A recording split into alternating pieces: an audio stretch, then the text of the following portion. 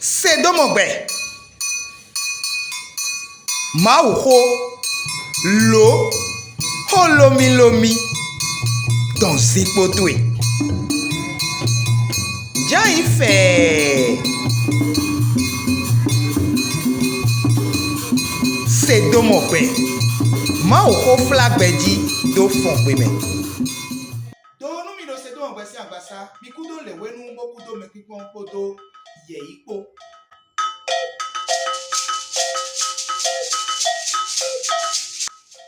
Bitunole eyin do fi plus osi azan wenego eko de yadi jewe yo enio fibi no buzu bobo nye bo enolole ero nwanyi si kweduwe Mujurunado nu we alo nu atomodo como kotondi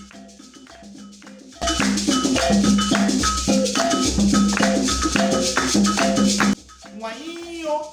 ete kayo Ali gegenu mwanyo Mereno tu fide ebe si jona tu fide fodoa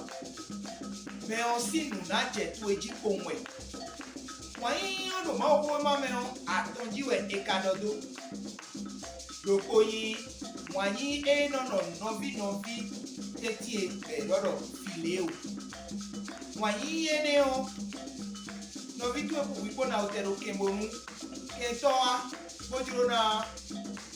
kweo Ara site bona o kento Kochiwa mije kweo miando Nwe Yomi welete tiyon miando Mwanyi akpakwe wego Eno Eros wa mwanyi eno don Sumu kodo yonuko Sodo koi Mwanyi atongo Eno akape Mwanyi eneo siegbe Eyi Mwanyi merete no tufide Egosi ya esi sun Komuko esi yonukere esi sunkere To medio mamo medio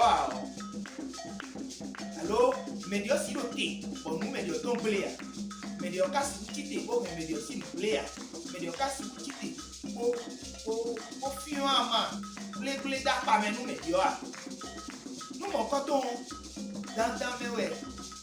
Edebo Edona kilo Mei sino le si tepi Webla bo sino di mebla sedo de udo Ebe Bon nou ganji weo Chonu mina wadorole Mwanyi eno eros eno to suko yuko sodo po Mina wadorole edo mewe tetiyon Mewe enele do na udo mwanyi eno agape Bo Eno nyi wanu meo Mabande do meo si Ena kono mwanyi mokoto onu yedele Wenchobo Medida huo ena wabiome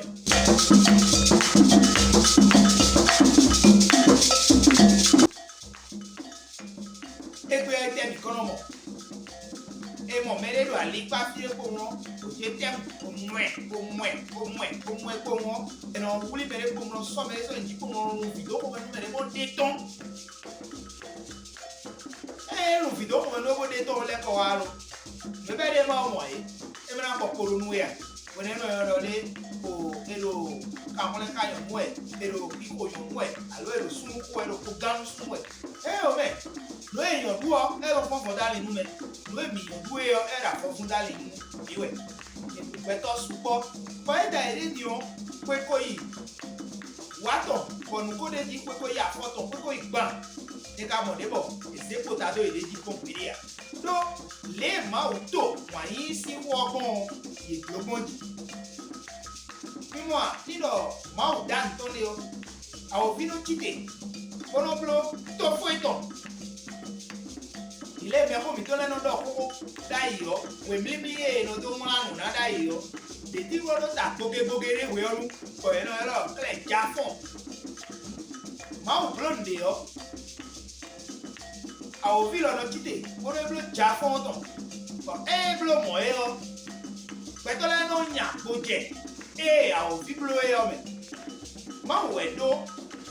sunu ko yon ko Botunole eje kweton won yoda jepo Bona se vivi do agbazame Bo Canada we ma do poti tam boy so do fo nu wanyi to ma ko ma me be lodo an vivi bu kan me won we ma mo koto asido kuroko afato edo ebi kaka we ma kanji yo ni na moro le edo eye je won we ma mo koto ngo mu asido mu koto kwepo si kone bo no mi na do ta won we ma khle vandole sundoko nyondoko no we no egbeto na pe me na obi ewe we bla bo me won la we ma mo koto ele vo iba nyondoko ropo afene kene baton kun ene do no koto ene di e ka blo mo elo we wa je do to mi ba mo ache sinu bode me o beto don mwani e mao se do beto le tetion beto don mwani o bo so do piswa volado sunu ko yon ko si po jije si alinu e o wole mo da ko da evo de wa do poto e do anywhere sunna jo totopo no topodo bona je poka asito bo e me wele na yi pasaro po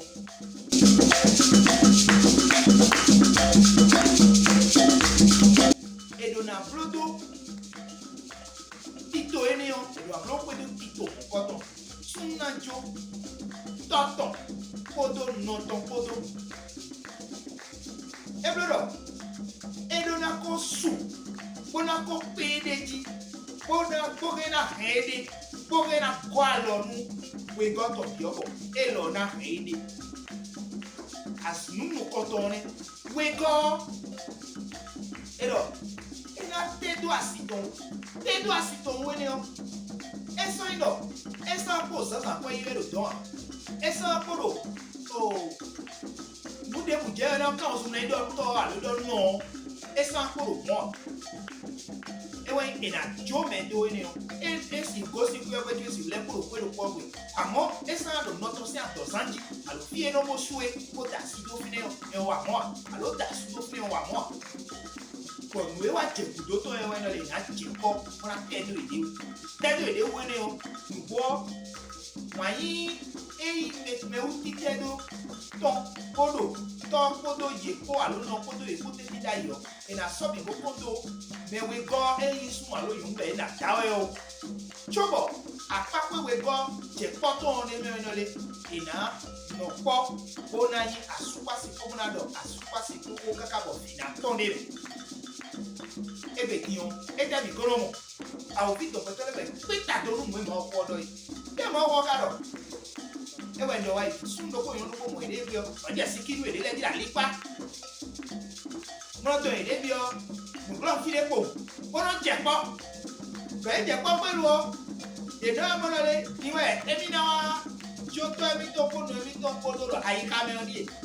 but niwe emi na wa su odi e do e pe ti on ede kaka bo eni odo nu yo bi fu e do pe we ni odo le e wa to yin bonu e se po sunu o ke ma je tuto o ki mo le mo di o e wa buzu je ndi fo e be pe ti on asan we ne go so fi plus mo to jawe ti on mo fi pe we ne vi sunu fi pe we ne vi na ko ifi akwa de bi bona do emi ja nunana wani na bono emi to ngbe mo le pe ogba je wani yo nu de eyin apato de bolo ko le tin lesson we ma won se do me apapo enu koton kika me wa to go me onu iyo ni na ka wani no ba nyanya me de to wani yo eno gbe wani yo eno jonu do we gege mi ma kweto ayo merci mele me isi no le do kuna ni mi ma kweto ayo merci mele mo ize gbe mi ton bo so to kana nu lo e mi do wani kwedu we o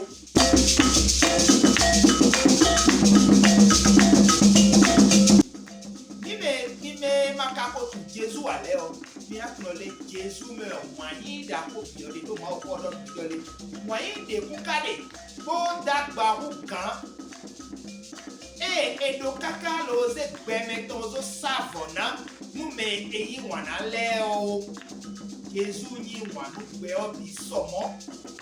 ko e ma o sedo e gbe lobo wa se gbe tondo safo do mi me gbe to le sitame ni me di mo ni le o mi bi pina mo rega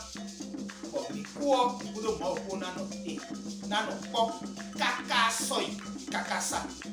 mi kale do gbe fio mi ko mo ko e do po ma o no do ale jile nu mi e bro ale de mi si ozo pe me fi ton lene amana wa do kon fla kwachi e kana nyu ina jacho e pe o ndo ko do mi si holiday hotel to Addis Ababa Ethiopia si to me ye me no do amari profile o yedo ma do pe nu mi bodo le afita ibu